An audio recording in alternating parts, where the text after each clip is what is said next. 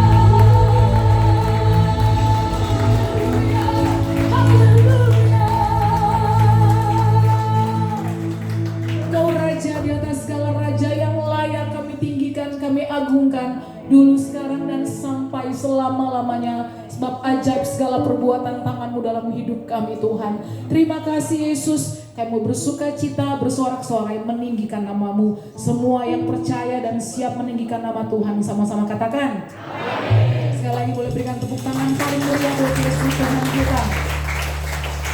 Firman Tuhan berkata bahwa hati yang gembira adalah obat yang manjur, tetapi semangat yang patah mengeringkan tulang. Katakan kepada kiri kananmu, kita adalah orang-orang yang punya hati yang gembira. Amin. Mari bertepuk tangan buat Yesus Tuhan kita.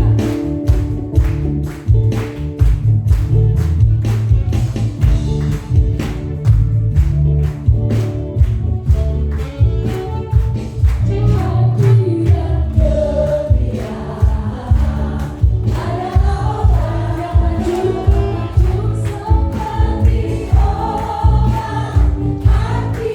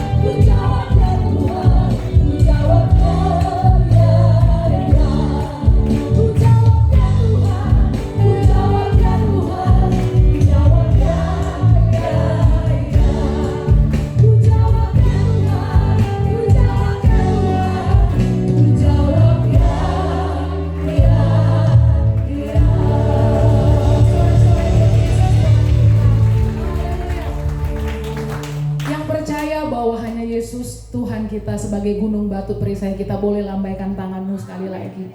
Katakan kepada dirimu sendiri, Yesus gunung batuku. Amin.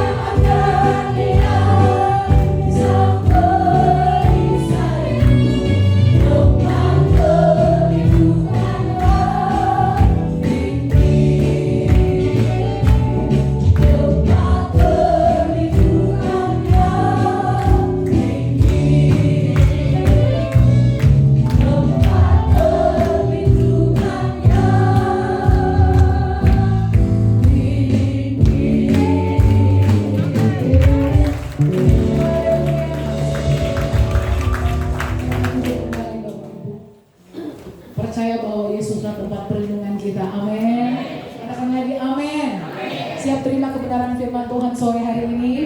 Yes. Kita siapkan hati kita untuk menerima kebenaran firman Tuhan.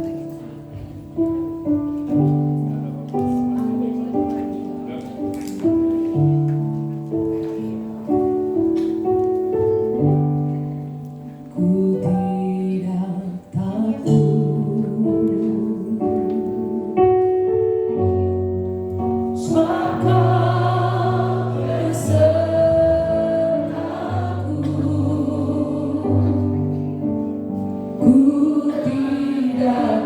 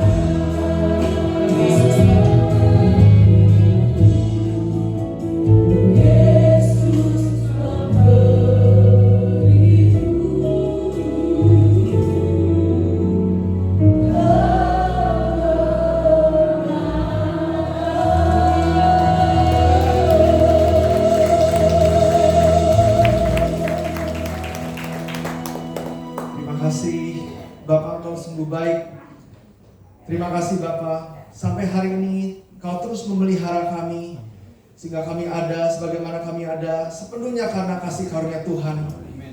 Bapak tolong ampuni setiap dosa pelanggaran kami Bapak. Bapak khususnya di masa yang tidak semakin mudah tapi semakin sulit. Tapi kami sungguh percaya Engkau tetap memegang erat masing-masing kami semua. Karena firman-Mu iya dan amin.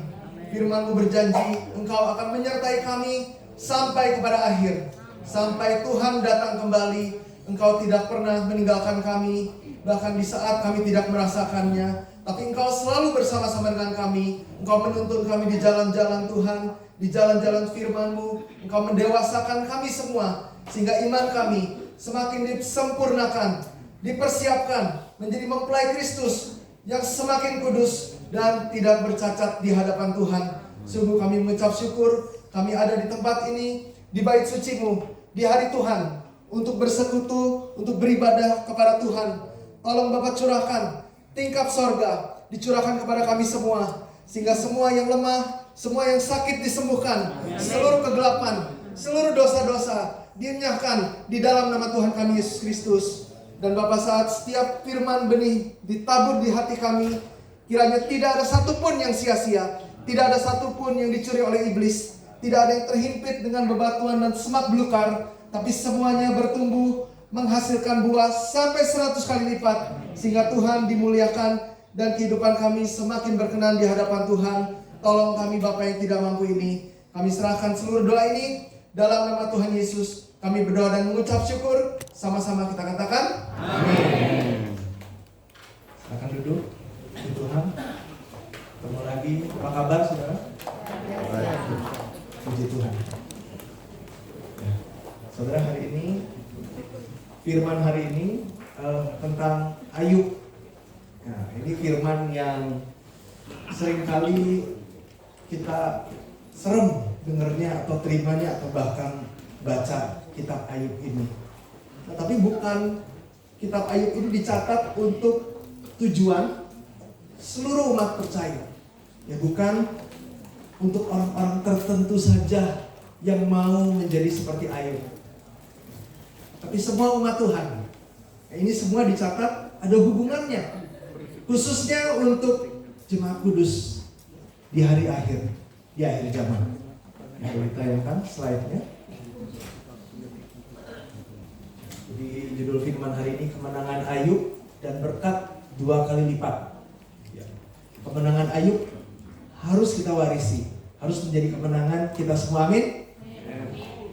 Nah saudara, kita tidak bisa memungkiri ya, Alkitab dengan sangat tegas ya, menubuatkan bahwa menjelang akhir zaman penderitaan, ya, kesengsaraan di dunia ini bukan semakin membaik, tapi semakin memburuk. Dan ini akan menimpa seluruh bumi. Seluruh umat manusia harus melalui kesengsaraan di hari akhir. Ya. Tanpa terkecuali, termasuk umat kudus di akhir zaman. Ini menimpa seluruh bumi. Nah, ini dicatat di Lukas 21 ayat 26 ayat 35, ya, Lukas 21 ayat 26 ayat 35. Yesus sendiri yang bilang, ya, seberapa parahnya sampai belum pernah terjadi di masa sebelumnya dan di kemudian hari. Jadi terparah, yaitu di akhir zaman sekarang. Ya, kita mau baca ayatnya sama-sama. Next. Ya, kita mau baca 2 ayat ini, 1, 2, 3.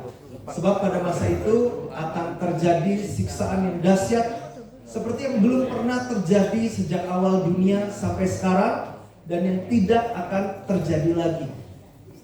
Dan sekiranya waktunya tidak dipersingkat, maka dari segala yang hidup tidak akan ada yang selamat.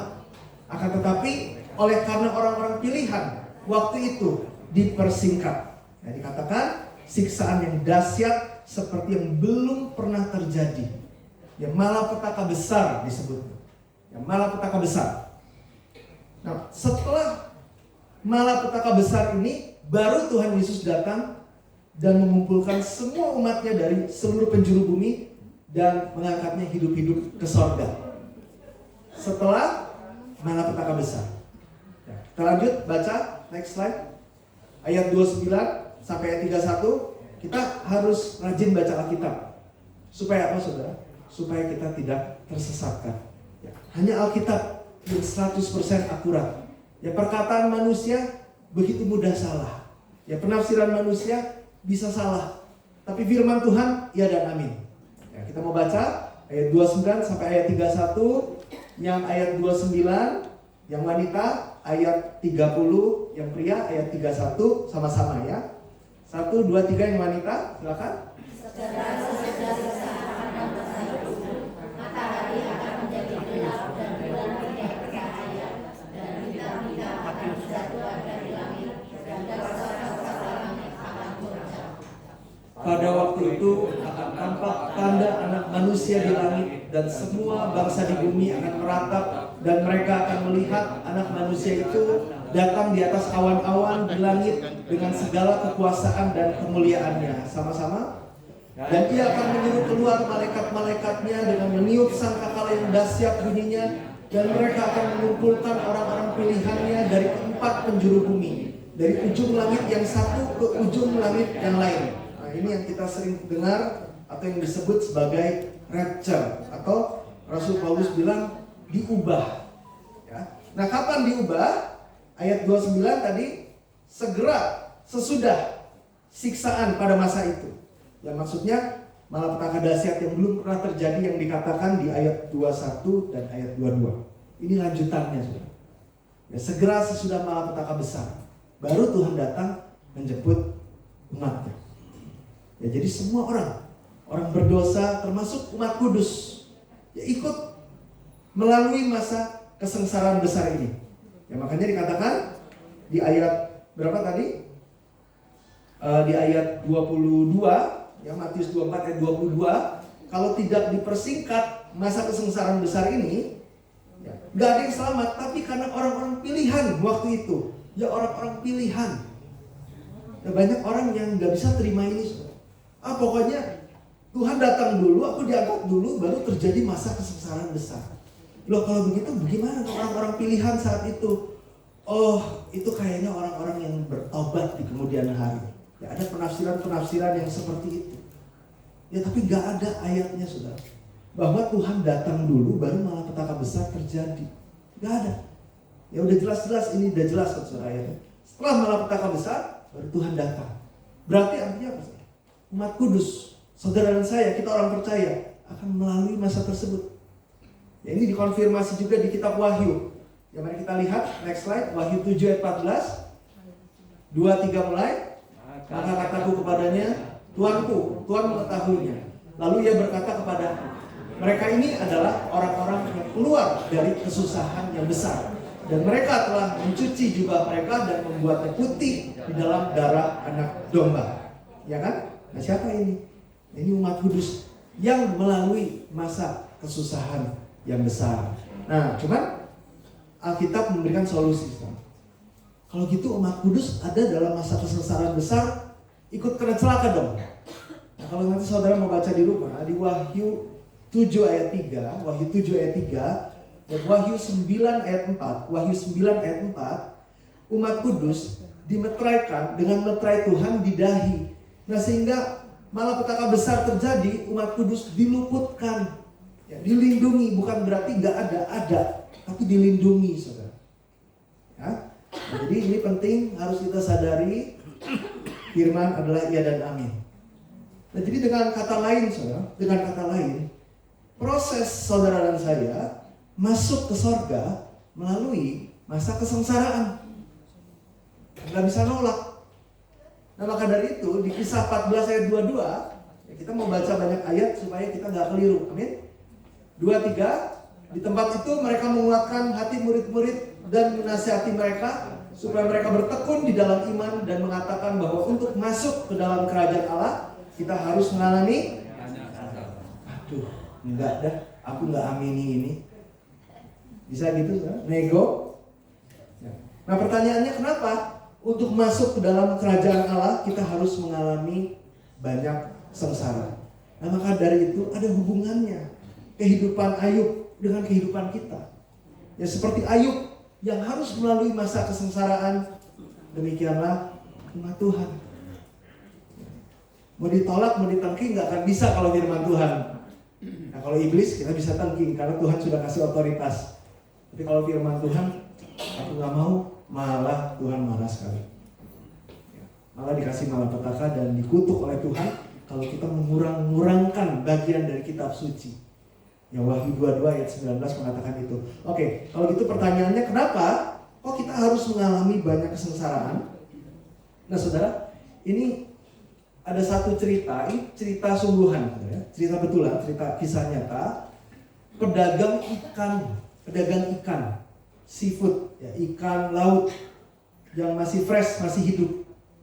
Nah ini pertama kali dia ekspor dari Alaska ikannya diekspor ke Inggris, ke London, diekspor ikannya.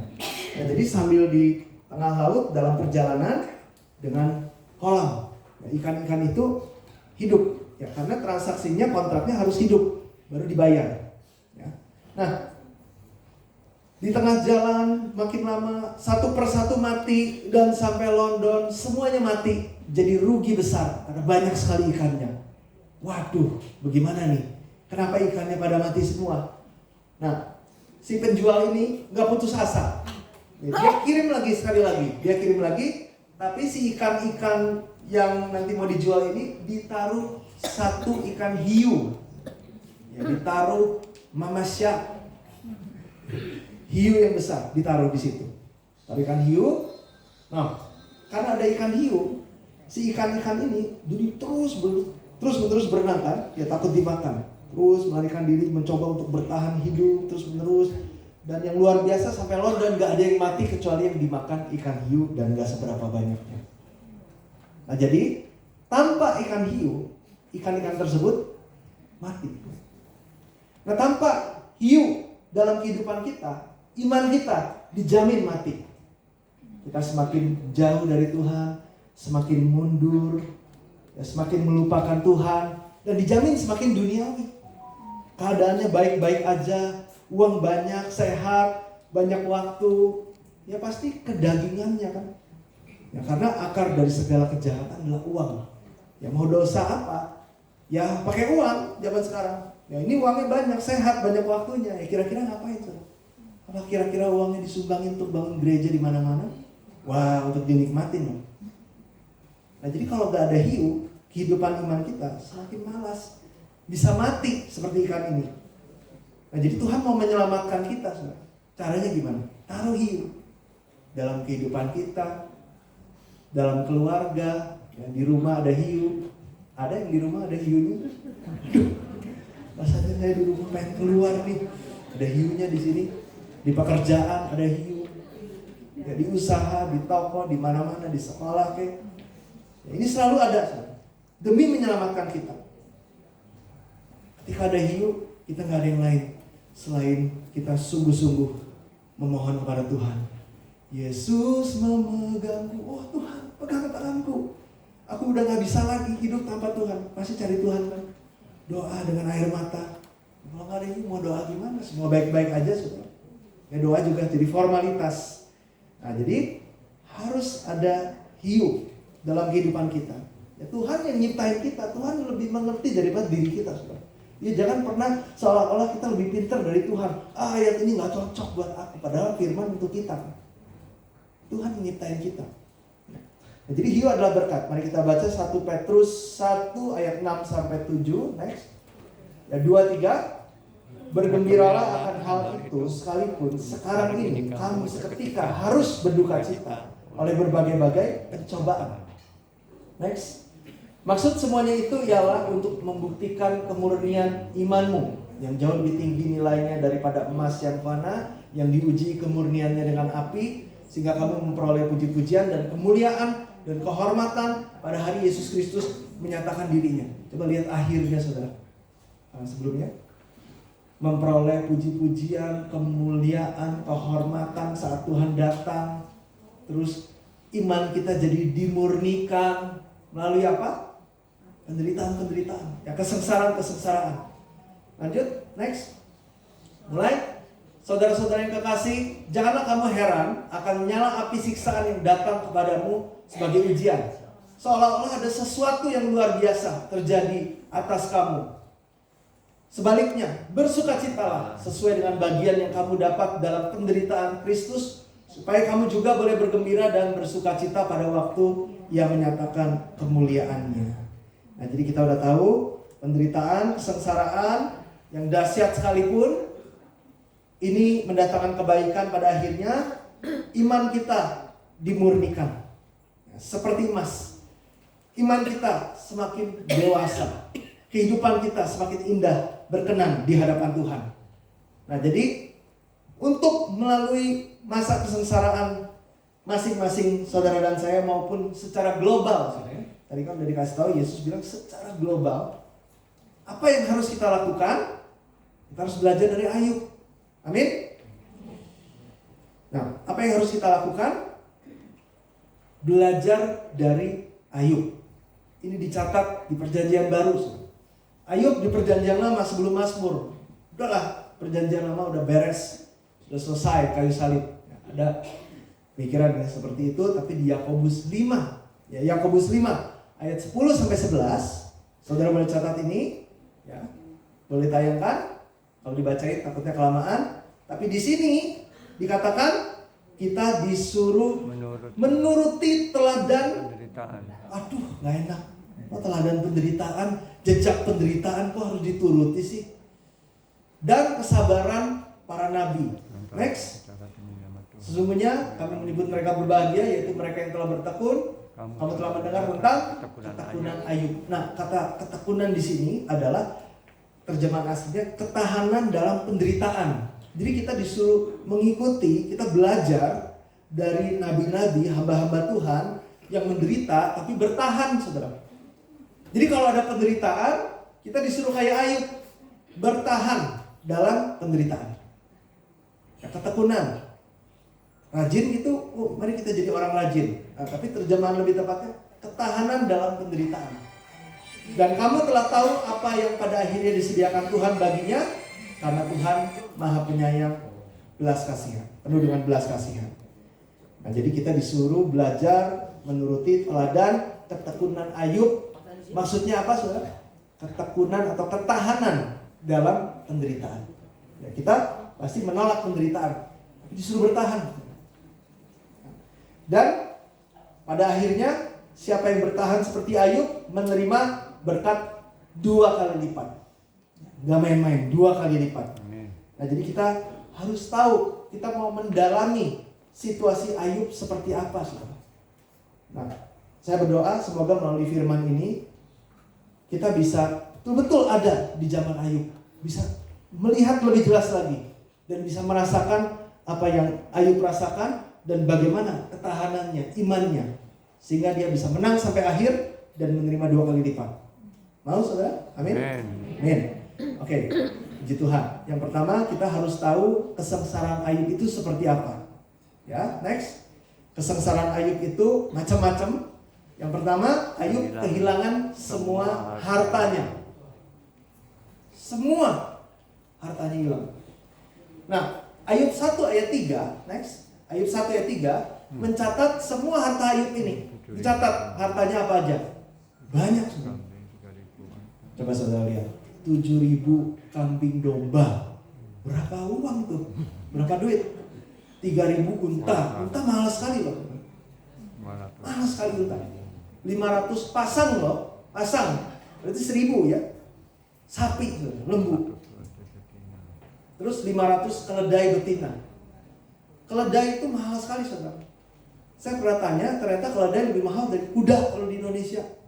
Dan harganya 100, 200, 300. Hah? Mahal-mahal amat keledai. Buat apa? Yang lucu, unik. Ya ampun, mahal banget. Ya. Ini totalnya. Ini kekayaan Ayub. Nah, dalam 1 hari saja, Ayub kehilangan semuanya. Ya. Dicuri oleh perampok-perampok yang luar biasa. Ada dari negara-negara lain, dari negara Sheba, dari negara Kasdim, dirampok, penjaga-penjaganya dibunuh. Ada api dari langit juga. Nah, dari api dirampok dari 2 negara, ya, perampok-perampok yang pakai tentara pasukan, berpasukan-pasukan, sehingga dalam 1 hari habis dicuri. Ya, jadi Ayub kehilangan Semua, saudara, semua loh. Aduh, bayangkan. Oke, next. Kesengsaraan berikutnya, dia kehilangan semua anaknya. Nah, suatu hari ketika sebelumnya, next. Berapa anak Ayub? Ada 7 anak laki-laki, 3 anak perempuan, total 10. 10-10-nya. Kenapa? Karena saat itu mereka sedang pesta di rumah yang sulung. Tiba-tiba ada angin ribut yang besar sehingga atapnya roboh dan menimpa 10 anaknya yang sedang pesta. Jadi 10 anaknya mati. Ketiga, kesengsaraan Ayub yang ketiga.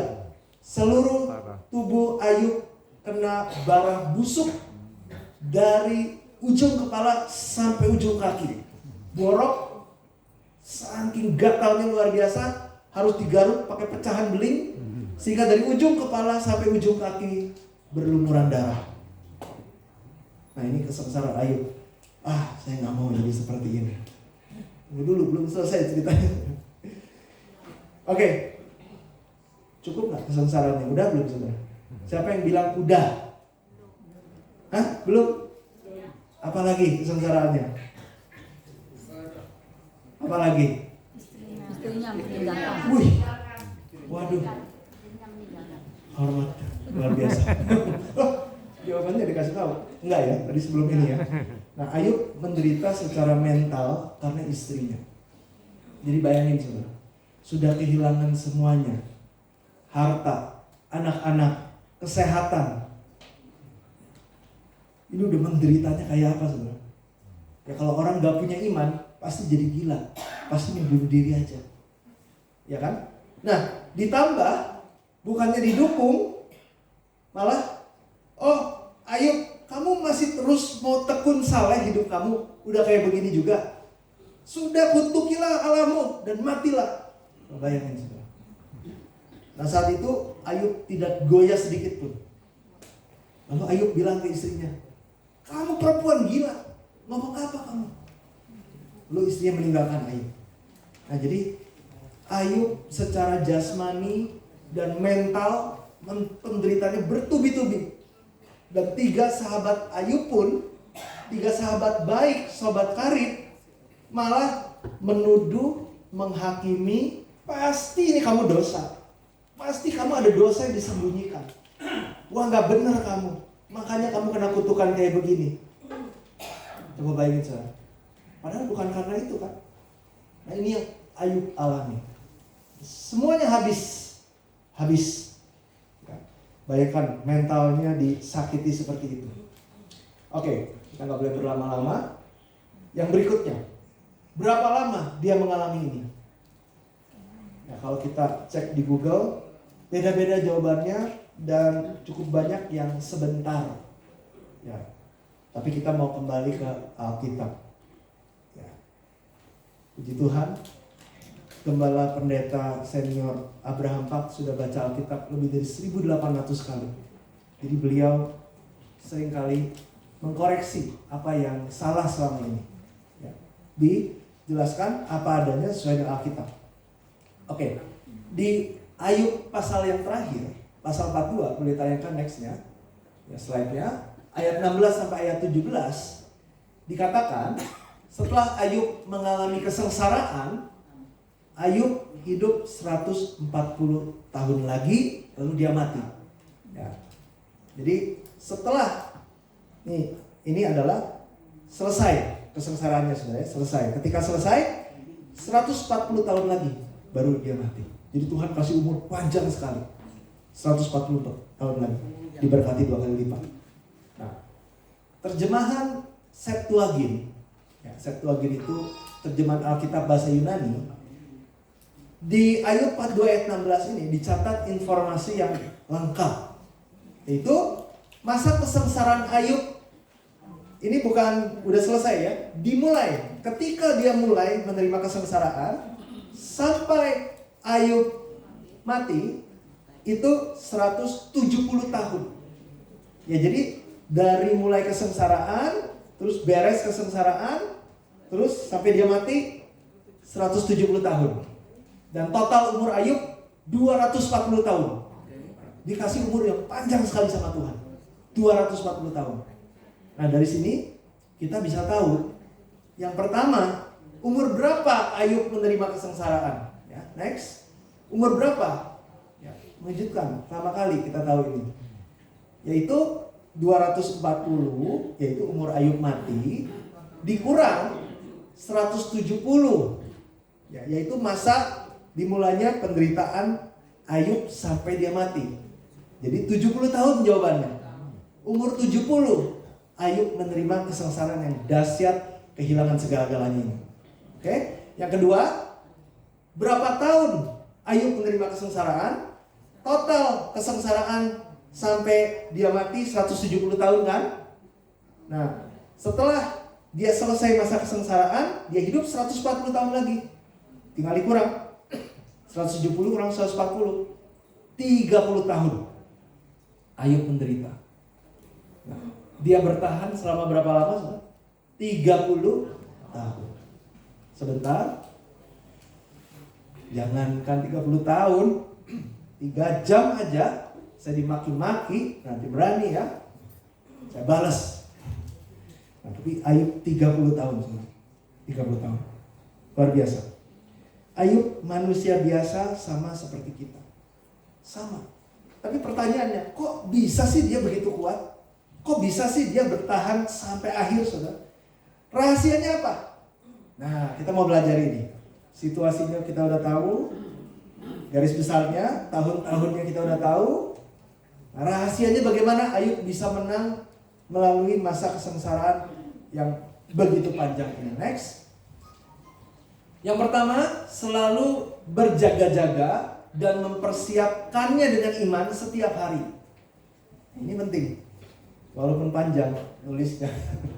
Selalu berjaga-jaga dan mempersiapkan dengan iman setiap hari. Gak main-main. Persiapan dan jaga-jaganya Ayub ini. Maksudnya apa? Ayub tidak tiba-tiba imannya kuat setelah dia menerima kesengsaraan.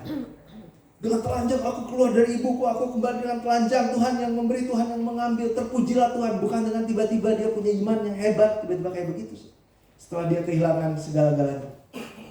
Ya, tapi ini semua dipersiapkan jauh-jauh hari sebelum ini terjadi.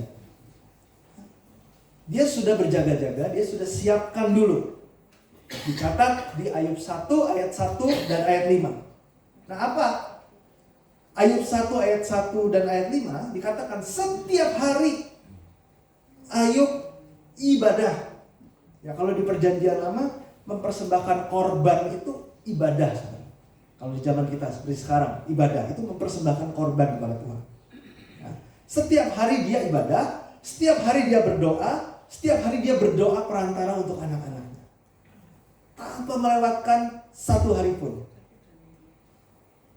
Jadi nggak tiba-tiba kan saudara, nggak tiba-tiba. Ini yang dilakukan oleh Nuh. Karena Nuh mempersiapkan Bahtera 70 tahun lebih, 70 sampai 80 tahun. Ketika malapetaka dahsyat terjadi di zaman dulu, kan kiamat ada 2 di Alkitab. Kiamat pertama air bah, kiamat kedua api. Ketika malapetaka dahsyat yaitu murka Tuhan, penghakiman Tuhan dicurahkan, karena Nuh udah siap, dia dilindungi. Ada nggak dalam masa malapetaka dahsyat Nuh? Ada. Tapi bedanya Nuh dilindungi. Kenapa dilindungi? Karena dia udah siap-siap 70 tahun. Banting tulang, keluar keringat, darah, air mata, bangun Bahtera. Kumpulin hewan-hewan begitu banyak. Itu adalah kehendak Tuhan. Nuh, buat apa kamu percaya Tuhan kok kayak begitu sih? Seolah-olah kamu gak punya iman ya. Ya percaya saja gitu kan. Nah, tapi Nuh mempersiapkan. Makanya Yesus bilang akhir zaman seperti zamanmu. Matius 24 ayat 37. Jadi firman Tuhan gak bisa didiskon, gak bisa diubah-ubah sesuai dengan iman kita. Karena iman timbul dari pendengaran akan firman. Iman timbul bukan dari mau-maunya kita, dari pendengaran akan firman saja. Ini yang akan digenapi. Ya selebihnya sampai cukir balik juga gak akan digenapi. Nah, jadi kalau murid-murid mempersiapkan dengan baik di sekolah setiap hari, ketika ujian datang enteng, benar gak saudara? Ya pasti bisa lulus. Kalau nggak siapin ujian, murid bandel, ya saya dulu, bandel, nggak suka sekolah, terus tiba-tiba kaget, waduh, kok ada ujian? Bahkan ujian aja nggak tahu. Nah itulah secara rohani kita semua. Harus sadari, di depan mata kita ada malapetaka dahsyat. Jangan nggak tahu, harus tahu. Harus tahu. Harus dipersiapkan. Jangan kayak anak bandel yang nggak tahu apa-apa, tiba-tiba ulangannya. Itu kayak Mr. Bean. Mama. Karena nggak belajar. Akhirnya coba nyontek. Nggak bisa tobat di akhir, saudara. Nggak bisa. Kalau pintu bahtera udah tertutup, udah nggak ada kesempatan mau jungkir balik juga. Ya tobat di akhir itu nggak bisa. Itu bukan Alkitabiah. Ibrani 12 ayat 17. Ya contoh zaman Nuh, mana bisa? Udah ditutup bahteranya. Nuh, sekarang saya percaya Tuhan yang tutup kok. Nuhnya mau selamat juga nggak bisa. Jadi ketika malapetaka dahsyat terjadi, baru tobat. Oh enak amat. Gak usah siap-siap apa-apa tobat. Pengen kita gitu kan. Oke. Jadi harus dipersiapkan. Ya jangan lagi kita bangun tidur seolah-olah hidup ini saya masih hidup 100 tahun nih kayaknya gak ada apa-apa. Jangan gitu. Kalau tiba-tiba terjadi, habis kita. Nah jadi waktu Tuhan mau mendidik kita, waktu kita mau dilatih seperti Ayub, di hari-hari biasa sebelum itu terjadi, ada hiu-hiu dalam kehidupan kita, harusnya kita bersyukur, bukan ngomel, saudara. Ya bukan kabur dari pelatihan Tuhan, harusnya bersyukur. Nah sehingga saat pencobaan besar datang, orang lain gemetar ketakutan, ya Yesus bilang kan di akhir zaman banyak orang mati karena ketakutan mendengar kabar yang begitu menyeramkan. Tapi ketika ini terjadi, kita bisa sambut. Wah, selamat datang. Akhirnya datang juga nih cobaan besar. Nah, karena Ayub punya iman yang dipupuk, yang dipersiapkan sedemikian rupa, ketika itu datang, dia memuji Tuhan. Ayub 1 ayat 20, ketika dia dengerin semua hartanya dirampas, semua anak-anaknya mati, dia sujud menyembah ibadah, pujilah Tuhan. Waduh, kok bisa kayak gitu ya? Kalau nggak dipersiapkan nggak akan bisa. Dia udah tahu, dia sudah persiapkan ini. Nggak mungkin bisa tiba-tiba jadi rohani kayak begitu. Kita pun harus persiapkan. Ketika itu datang, terpujilah Tuhan. Malah memuji Tuhan. Sableng kamu malah memuji Tuhan dalam permasalahan. Aneh kan? Harus bisa punya iman kayak Ayub. Kedua, next. Rahasia kemenangan Ayub. Dia memiliki iman yang telanjang. Ya, bukan secara hurufiah telanjang kayak Daud memuji Tuhan, jangan. Ada makna rohaninya sebenarnya. Apa iman yang telanjang? Kita akan baca next. Ya imannya telanjang, imannya ya bukan fisiknya, imannya. 2, 3 katanya dengan telanjang aku keluar dari kandungan ibuku, dengan telanjang juga aku akan kembali ke dalamnya. Tuhan yang memberi, Tuhan yang mengambil, terpujilah nama Tuhan. Nah, apa maksudnya? Kita sering dengar ayat ini, tapi ini ada yang ganjel saya dari dulu. Oke, kalau lahir telanjang, tapi kalau pulang kan kita dipakai baju yang paling bagus, ya kan? Jenazah jasad kalau berpulang kan dipakai baju yang terbaik, si parfum, disisirin, bahkan di make upin gitu. Nggak dengan telanjang kok, maksudnya imannya. Nah, Rasul Paulus jelasin apa itu iman yang telanjang. Next kita baca 2, 3. Sebab kita tidak membawa sesuatu apa ke dalam dunia, dan kita pun tidak dapat membawa apa-apa keluar. Lahir nggak punya apa-apa, nggak punya kalung, nggak punya jam tangan, nggak punya cincin, nggak punya anting, nggak punya dompet, nggak punya apa-apa. Pulang juga bakal nggak punya apa-apa. Ya, 1 perak pun tidak bisa dibawa. Ini iman yang telanjang. Sadar, aku adalah telanjang, nggak punya apa-apa. Ya selama hidup Ayub sadar, aku nggak punya apa-apa. Ini bukan punya aku. Ya suatu hari Tuhan panggil aku pergi, aku tinggalkan semuanya. Ini iman Ayub, iman yang telanjang setiap hari. Kita berkata, ini jelas rumah saya. Di situ itu tanah saya. Sertifikatnya atas nama saya. Ini kendaraan saya, ini HP saya, ini keluarga saya, ini anak-anak saya. Padahal nggak ada satupun yang milik kita, saudara. Bahkan anak saudara, cucu saudara itu punya Tuhan. Apakah saudara penciptanya? Enggak kan? Kita cuma dititip untuk membesarkan dengan iman. Dilayani, besarkan dengan iman. Ya, bukan seolah-olah itu punya aku. Itu punya Tuhan, semua punya Tuhan. Jadi mata Tuhan semuanya punya Tuhan, karena tidak ada satupun yang bisa dibawa. Masuk anak yang paling kita kasih, cucu yang tersayang, semua punya Tuhan. Dan ini sudah terbukti ketika orang meninggalkan dunia ini. Betul? Gak ada yang bisa dibawa. Nah makanya pemazmur bilang di Mazmur 49 ayat 18 sampai 20, ayat yang luar biasa indah. Nanti saudara tolong baca di rumah. Mazmur 49 ayat 18 sampai 20. Gak ada yang manusia bisa banggakan. Apapun semuanya akan ditinggalkan. Nah jadi saudara, kembali ke iman yang telanjang. Kalau kita kehilangan rumah, kehilangan uang. Ya, zaman sekarang kan kalau orang nipu lebih canggih lagi. Kalau zaman dulu ya dompet yang dicuri. Tapi kalau zaman sekarang bisa rekening kita yang disadap dan sebagainya, dibobol. Wah benar-benar hilang semuanya. Nah terus ada orang yang pintar tapi jahat. Mungkin ada sertifikat atas nama saudara, bisa dimanipulasi, jadi sengketa dan sebagainya. Nah kalau orang kehilangan rumah, kehilangan pekerjaan, kehilangan usaha, kehilangan uang, kehilangan anak, apa masih bisa tetap bersukacita dan memuji Tuhan seperti Ayub? Sujud menyembah, terpujilah Tuhan. Kalau kita sujud menyembah, kenapa Tuhan? Kita malah menyalahkan Tuhan. Tuhan jahat sama aku. Nah, gimana coba, saudara?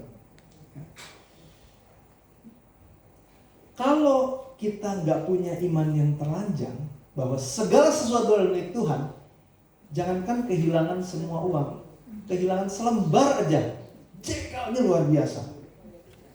Baru beli sesuatu di toko ini, begitu pulang, cek di Tokopedia atau di toko tetangga, waduh, pedanya jauh ternyata ya.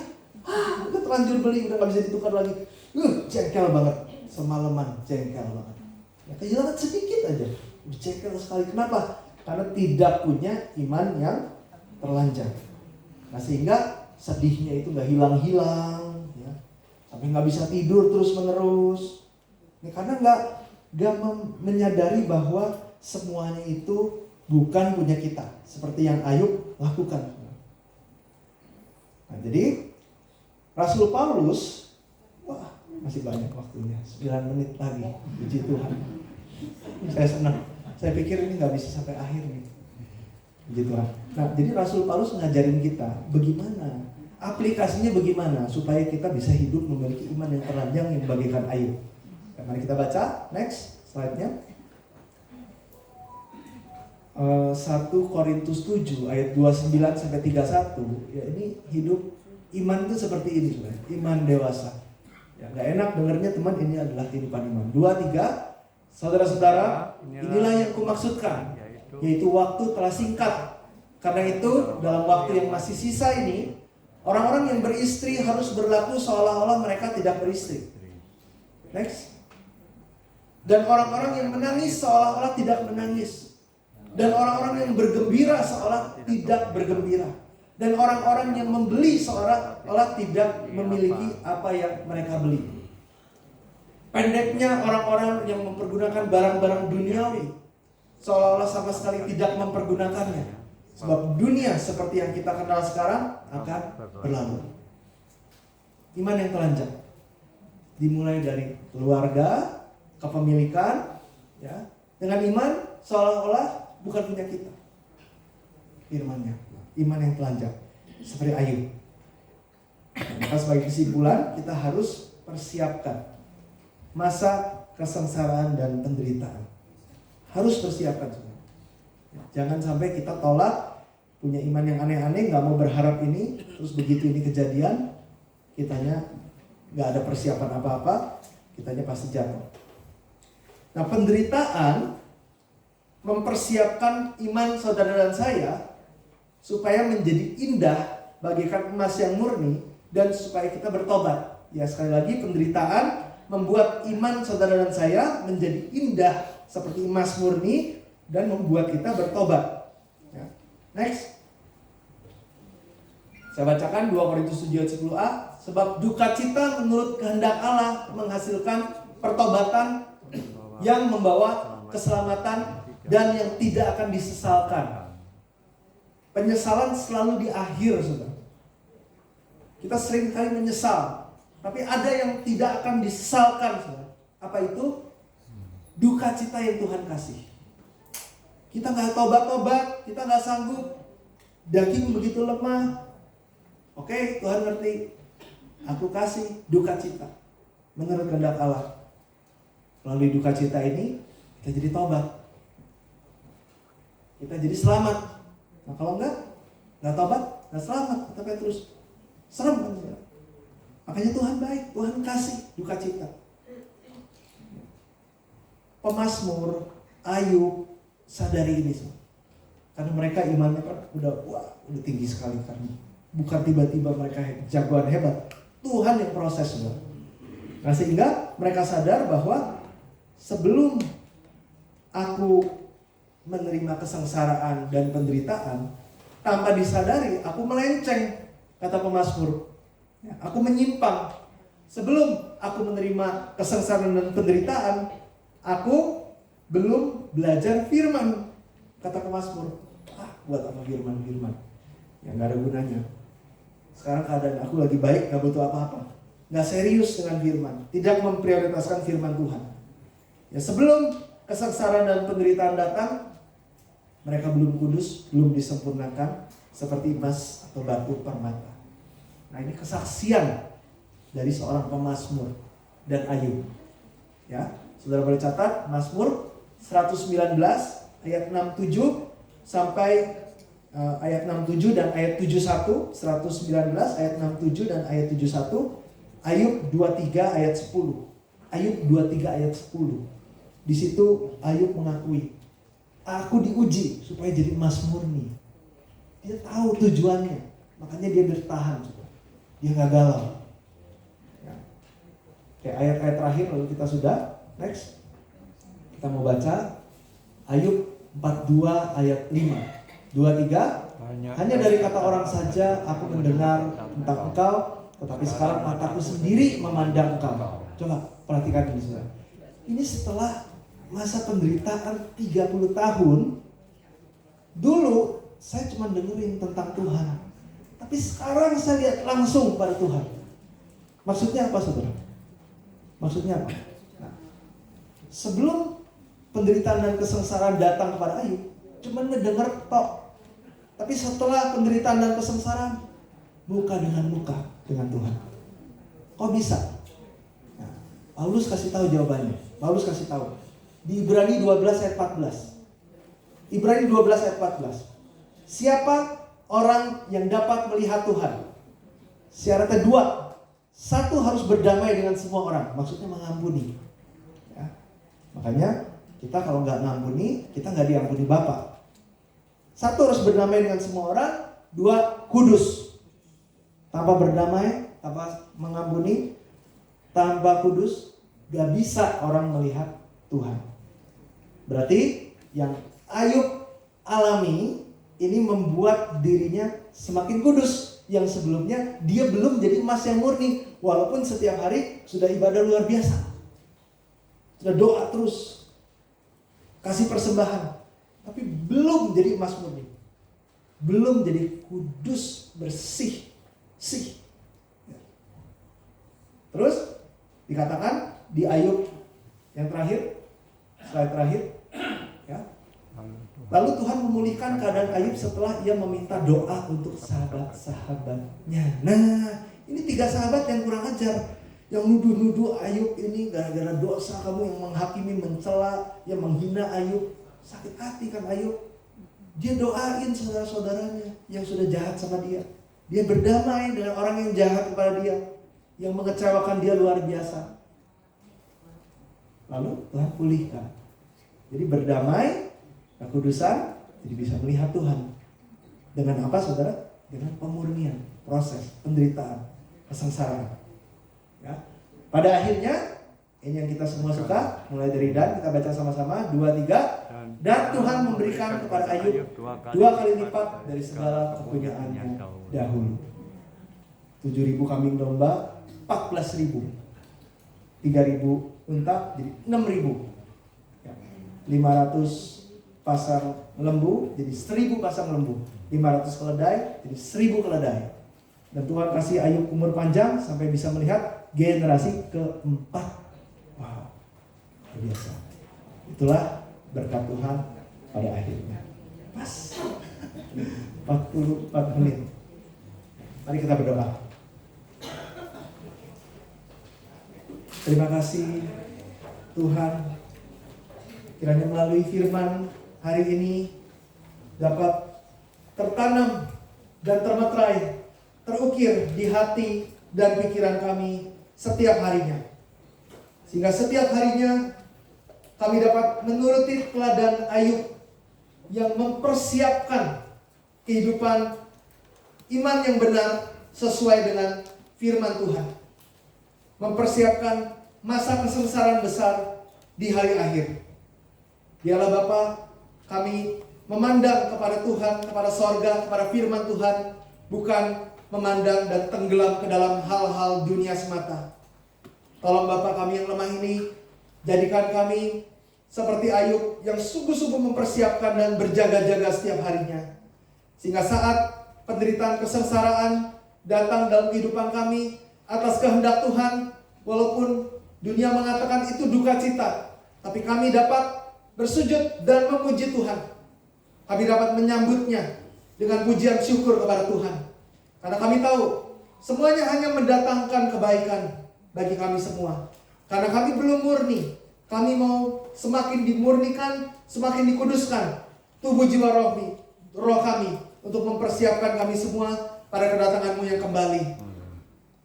Biarlah Bapa, kami dapat memiliki iman yang telanjang, yang menyadari tidak ada satupun di dunia ini adalah milik kami, tapi semuanya berasal daripada Tuhan, dan semuanya akan sepenuh-penuhnya dan selama-lamanya ditinggalkan. Maka Bapa, biarlah kami memiliki iman seperti Ayub, sehingga saat kesengsaraan melalui kehendak Tuhan terjadi, tidak ada satupun dari kami yang putus asa, tapi kami semua bertahan sampai akhir, sehingga Engkau semakin menguduskan, memurnikan, memberikan kasih yang besar, kasih agape Yesus Kristus yang terus-menerus mengampuni tanpa syarat, sehingga pada akhirnya kami melihat Tuhan seperti Ayub melihat Tuhan muka dengan muka dan menerima kemenangan yang besar, berkat 2 kali lipat baik di bumi maupun di sorga. Tolong berkati kami Bapa dengan berkat rohani dan jasmani.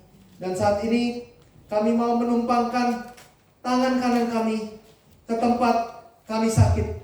Bapak, ini bukan tangan kami, ini tangan Engkau. Engkau yang menciptakan setiap tangan kami masing-masing. Dan kami percaya ada kuasa yang Kau curahkan. Kiranya yang sakit disembuhkan di dalam nama Tuhan Yesus. Tolong Bapak, di dalam hati kami ada begitu banyak kebencian, dendam. Di dalam nama Tuhan Yesus, kiranya kasih Tuhan dapat mengalir dengan deras, sehingga kami memiliki kasih Yesus Kristus dan mengampuni dan melupakan sepenuhnya, selama-lamanya dalam hati kami. Biarlah Bapa yang beban berat Engkau hibur dengan iman seperti Ayub. Berikan kami ketahanan sampai akhir, sehingga kami menerima kemenangan dan keselamatan dan berkat 2 kali lipat. Kami panjatkan seluruh doa ini dalam nama Tuhan Yesus Kristus. Kami berdoa dan bersyukur. Amin. Berikan kemuliaan untuk Tuhan.